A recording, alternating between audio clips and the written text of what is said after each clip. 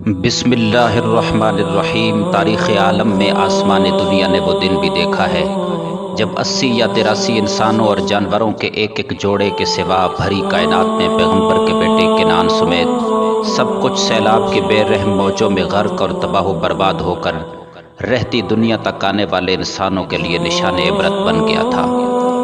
950 سال تک دن رات اپنی قوم کو پیغام حق سنانے اور اس کی پاداش میں زندگی کا ہر دکھ برداشت کرنے والے جلیل القدر پیغمبر حضرت نوح علیہ السلام اللہ تعالیٰ کے بہت ہی برگزیدہ نبی گزرے ہیں، جن کی غافل اور نافرمان قوم آپ کی نبوت پر ایمان لانے کی بجائے انہیں طرح طرح کی اذیتیں پہنچا کر شیطانی کردار ادا کرتی رہی۔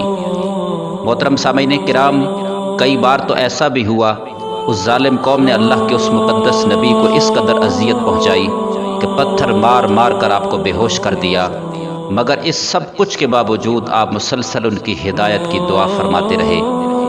جب اس قوم کی نافرمانیاں حد سے تجاوز کر گئیں تو اللہ تعالیٰ نے حضرت نوح علیہ السلام کو حکم دیا کہ اے نوح پیغمبر، اب تک جو لوگ مومن ہو چکے ہیں ان کے سوا دوسرے لوگ تم پر ہرگز ایمان نہیں لائیں گے، لہٰذا آپ ایک کشتی تیار کریں۔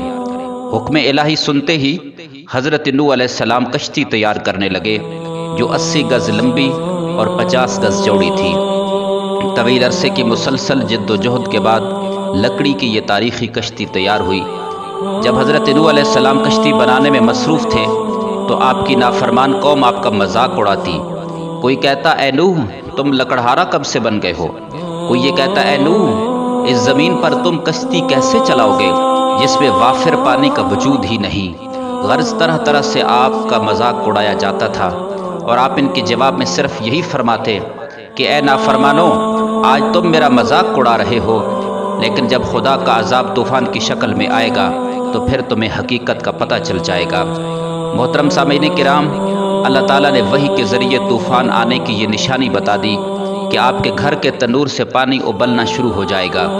چنانچہ پتھر کے اس تنور سے ایک دن صبح صبح پانی نکلنا شروع ہو گیا تو اللہ تعالیٰ کے عذاب اور قہر و غضب کی نشانی تھی۔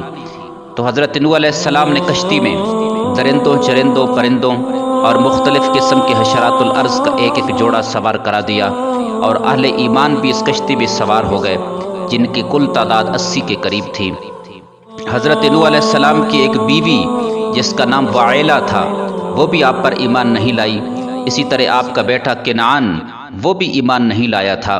یہ دونوں کشتی میں سوار نہیں ہوئے۔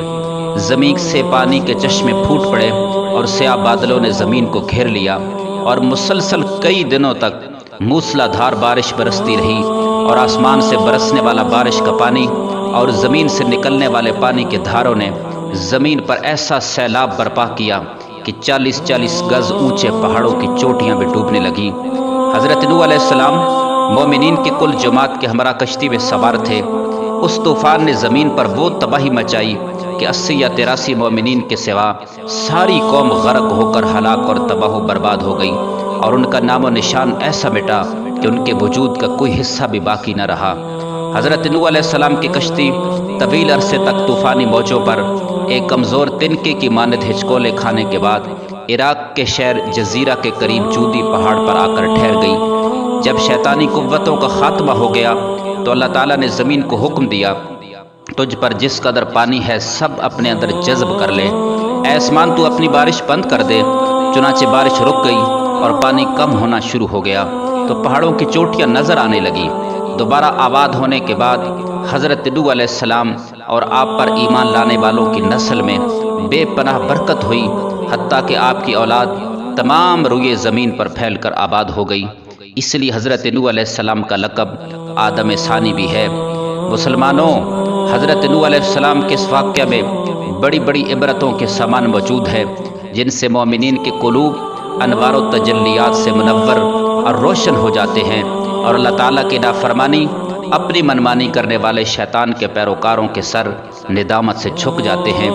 کنعان حضرت نوح علیہ السلام کا بیٹا تھا مگر نافرمان تھا، وہ بھی غضب الہی کا شکار ہوا، جس سے واضح ہوا کہ اللہ کو بھی وہ لوگ پسند ہے جن کے دل میں اللہ اور اس کے محبوب نبیوں کے عشق، اطاعت اور اتباع کا چراغ روشن ہوتا ہے۔